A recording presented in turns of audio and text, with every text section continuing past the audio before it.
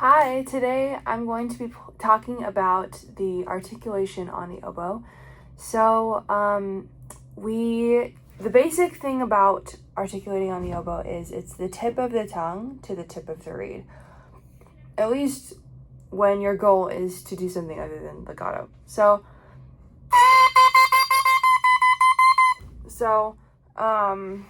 The doing something other than legato part is, going to be where your variance in articulation comes in, because that's when your tongue is going to likely make contact with the reed.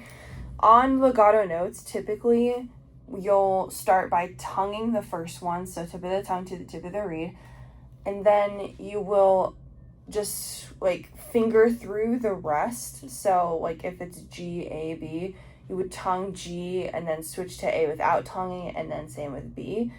And I'm just like swaying my oboe for no reason. But so with that, it's basically, that's really the only thing you do for a legato. And obviously when you have a piece and you're trying to phrase it, you try and make it musical. And to make it the most musical, you really want to make sure that that legato is on one breath. So we call that concept of having one line of air and having the articulations beyond that one line of air on the wind. So one breath should get you through a good amount of phrases. So you're not like stopping and breath attacking like when you do staccatos. Da, da, da, da. If you did that, it would sound like this.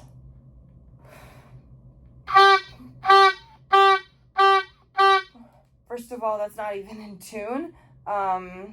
And I'm not even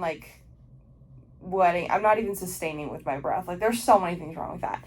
But if you are going to do something like staccato, you tongue the first part, and then you want to engage your abdomen so that your note doesn't go flat at the very end. So I'm going to do this on an A.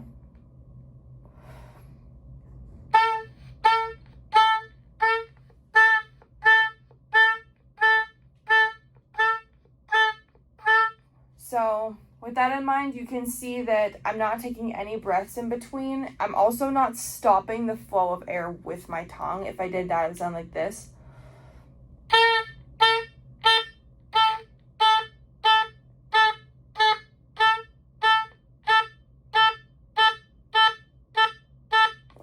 So as you can see, if I were to stop the air with my tongue, that's a pretty obvious sound. That's going to be common in beginners, so you just want to make sure that doesn't happen. It's a really bad habit to get into. So if you're playing staccato, you want little puffs of air on the same breath. So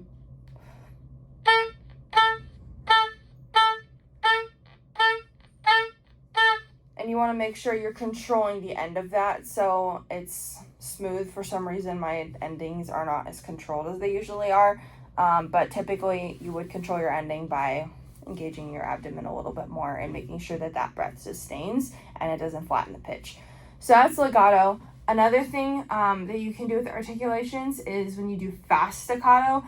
That's a very interesting change between staccato and fast, because really the tongue is the thing that's articulating the next staccato. So it's not really stop tongue, because you're not stopping the air like definitely and like for a good amount of time. It's more like the tongue is indicating the end of one staccato and the beginning of the other. So it's like a transition marker.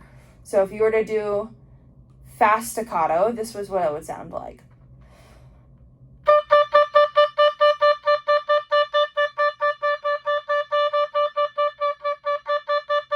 So that is going to have a little bit of a fast staccato, where the tongue is going to interrupt the flow of air, and that's going to get you your sound. And then if you're going to do an accent, you want to control it all with your wind. You don't want to like sharpen the pitch. You just want to make the breath a little bit faster. So if I were to do that on a D.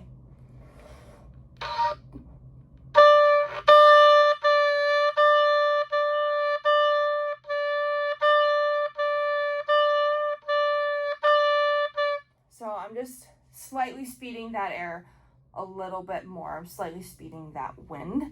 One of the most important things about articulation is just being clear with it and making sure that this part of your abdomen is always engaged. That is the best advice I could ever give, because that's going to help your tone quality. And even if you're still learning how to do articulations, if it comes from here, you will learn a lot faster than if your breath comes from here. So it all starts with your wind, really. And then the modifications you make for the sound are a mixture of what your tongue does and what your, how you control your breath at the end. So hopefully that was helpful. See you later.